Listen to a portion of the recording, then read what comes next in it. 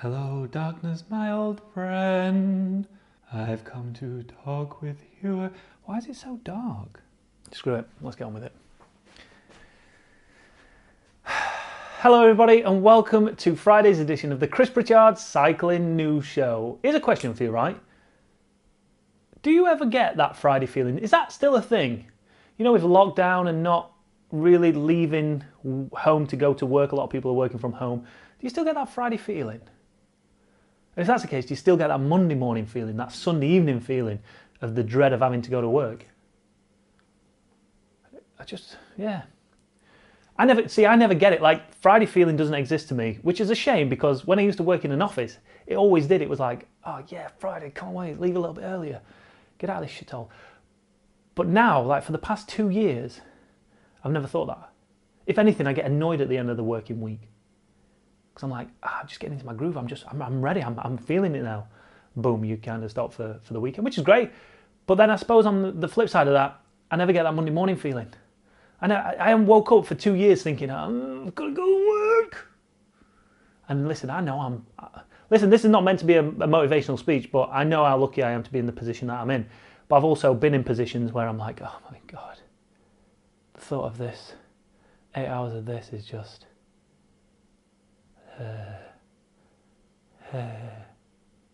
Anyway, yeah, does Friday feeling still exist?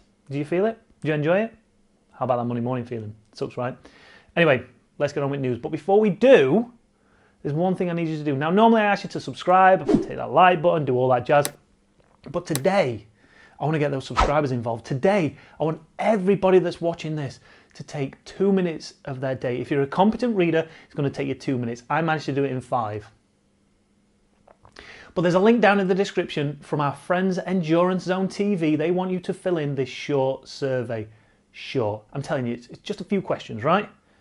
But you get put into a prize draw to win a sports bundle. Head over, you'll see what's available on that sports bundle. It's going to take you 2 minutes. Fill in your details, fill in the questionnaire. That's it. I can't tell you how important it is that you do this for me, for nobody else other than me. This is me being selfish. Please go and do it. Is this telepathy on? Is it working? Listen, just read between the lines. You'll understand what I'm trying to tell you. Please do it. So yeah, if you could take the moment to go over there, fill in that questionnaire, it will mean the world to me. You know the drill, guys. Come on, do it. Do it for me. Do it for me. All right, anyway, let's get on with the news. Sorry. Right. Let's get into news. All right, first up in the news, we spoke... When was the last news show? Wednesday, Thursday, Tuesday, whenever it was, we spoke about that knobhead in that van and that close call with that cyclist. Remember that? Well, what I forgot to mention was that Cameron Jeffers also tweeted some emails that had been sent to somebody else from this company. Check this out. So here Cameron's tweeted, not my photo, was sent this. An individual asked if any action was going to be taken against the driver, and this was the response. Worrying. So this email here, 2 custom design interiors, RE YouTube clip of CDI, a pay rise has been given. And the one just above it, yes, I give him a rise. Grammar. But listen, it's not about the grammar, it's about the attitude towards it. It appears also that a lot of cyclists have seen some familiar names that have gone across to their social media. Pretty much all their social media has been deleted now. Great success.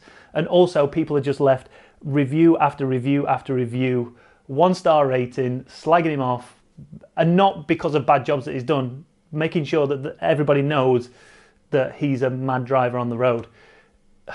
You don't want... I feel bad because... Do I feel bad? I don't know. But, you know, his livelihood is at stake for him just being a bit of a dickhead. So it's his own fault. It's his own fault. But anyway, on the same vein of that story, check out this post that was sent to me by Matt from a post over on Facebook. Oh my, don't get me started. Do not get me started. So this is from Julia Hall. Anybody recognise these pathetic, vile scumbags or the car? They thought it would be funny to whack my son who was cycling with a baseball bat as they drove past him in Dowlish Warren, wherever that is, yesterday. The police have been notified. There's the car, right? So there's your reg, there's the dickhead in front seat. And then, yeah, in the passenger seat of the bike is that absolute tool, Tony Monobrow. What an absolute bell end, right? Whether or not he hit that cyclist, he's wound his window down. They've taken a baseball bat out in the first instance. We live in England. Baseball is not a sport. You can't get away with having a baseball bat in your car and saying, I play baseball. If anyone's got a baseball bat in their car, it's to cause physical harm or to protect themselves. Is he trying to protect himself from this cyclist? What an absolute cretin. There's no other word to describe this kind of behaviour. These kind of people. If that was my son, I'd take that baseball bat and I'd stick it where the sun don't shine. I would. I seriously would. I don't know if I'm allowed to say this. I'd break his legs.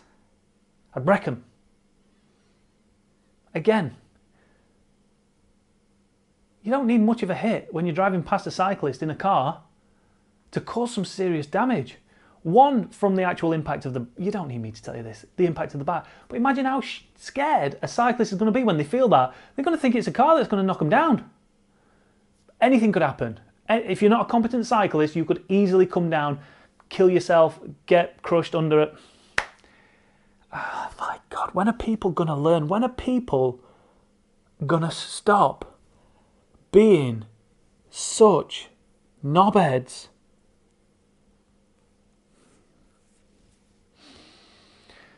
But if you happen to know that person, you probably don't, because we're all normal people watching this channel. He's probably watching How to Kill Kittens or How to String Up Dogs. I don't bloody know, but he's not watching this.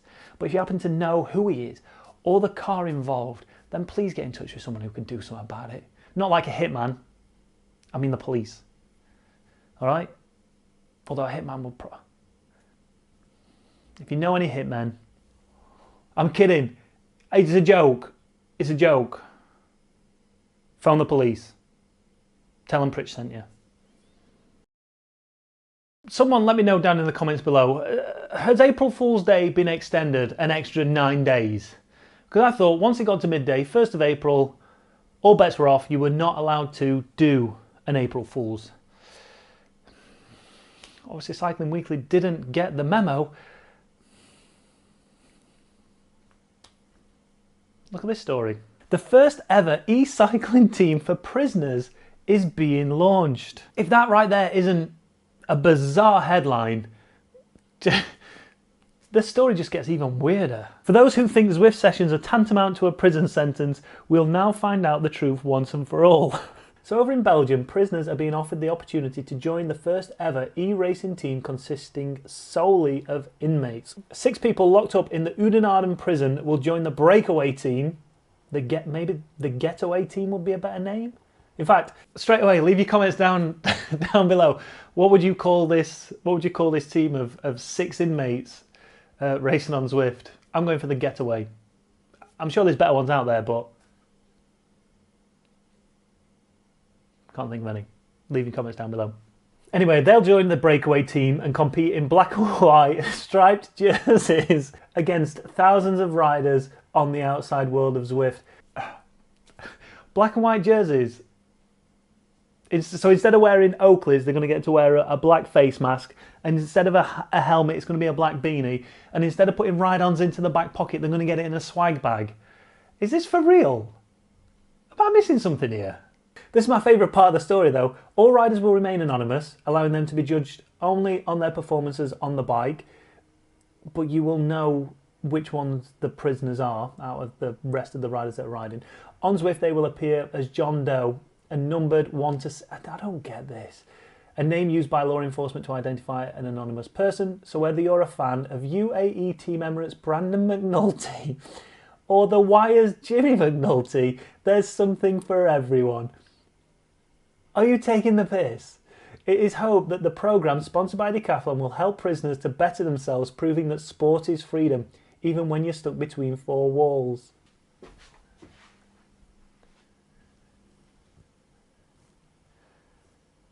Come on. Where's Beadle? Surely Beadle's going to... I know he's died, but surely he's going to appear out of nowhere. That's a reference to the 1980s TV programme.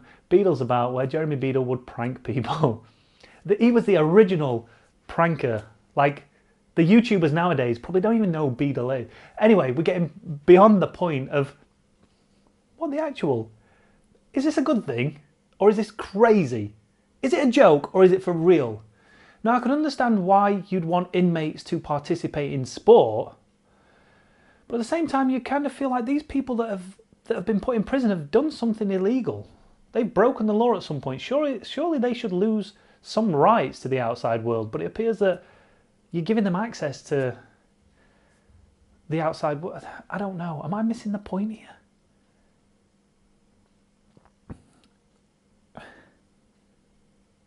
So please, someone down in the comments below, are these going to be like inmates that have just not done something that bad? Or are we talking like murderers? Like, you're going to be racing against a guy that killed 20 people. And how are you ever going to believe that they're not cheating? Like, they broke the law, man. You can't go in there and calibrate their equipment. They'll shank you. What an absolute bizarre story. 1, is it real? 2, what do you think to it? 3, I don't know. I don't even know. Leave your comments down below on this one. And then finally, in today's news show, over the past couple of years now, we've had to deal with this horrendous colour clash at the Tour de France. You know what I'm talking about, the Jumbo-Visma jersey and the yellow jersey. They both just look the same. There's no distinct difference between them. But not this year. Jumbo-Visma has been talking to the ASO and they've decided that they're going to change their colour up for the Tour de France this year. And guess what? They're giving the supporters of the team the chance to choose which jersey they want to see at this year's Tour de France. Have a look at these 3 jerseys. I mean, if you don't like one of those 3, then you're pretty much scuppered. But I've got to admit, I prefer this design over the yellow jersey that they're wearing. But which one would you go for? Me personally, I think I'd be tempted to go with the one on the right. I like it. No, middle one. The one on the left, nah. But the middle one. But what do you think? What's your choice? But here's a question. It's simple, isn't it? What would your choice be? Would you go for a completely different design? Or would you say, screw you ASO, we're sticking to our yellow jersey? One of our riders is probably going to be in the yellow jersey for the majority of the time anyway. So what's it matter? What's it matter? I wonder if, like football, you have an away kit, if when riders see a Jumbo-Visma jersey at the Tour de France, they mistake it for the yellow jersey, or vice versa. When they see the yellow jersey, they think it's not the yellow jersey and it's just a Jumbo-Visma, and they don't get the respect they deserve. But yeah, I think having a yellow, any form of yellow, it's the same with having a pink jersey in the Giro or a red jersey in La Vuelta. I think you should have an away kit for when this happens so they don't clash, because you want those leaders' jerseys to stand out, and it hasn't done for the past couple of years because of that yellow jersey that Jumbo-Visma wear. But leave your comments down below. Is it a good idea that they're changing it up and going away from the yellow jersey? And if so, which jersey do you prefer out of those 3? Which one should they be rocking? You can actually go and vote somewhere on Jumbo-Visma's sites. Do it on their socials. Voting might close. I don't know. Go and have a look. Can't bother to check.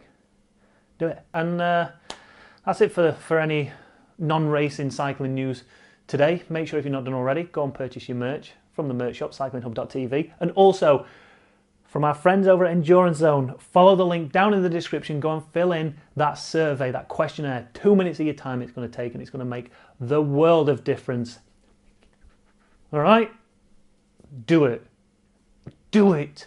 Hit that like button, hit that dislike button if you've not enjoyed the video for whatever reason. Those dickheads in that car, whoever you are, hit that dislike button and piss off. I'll see you there on the next one. That was a really good show today, wasn't it? Really good. I enjoyed that one. It was fun. There's no one there. Literally talking to myself.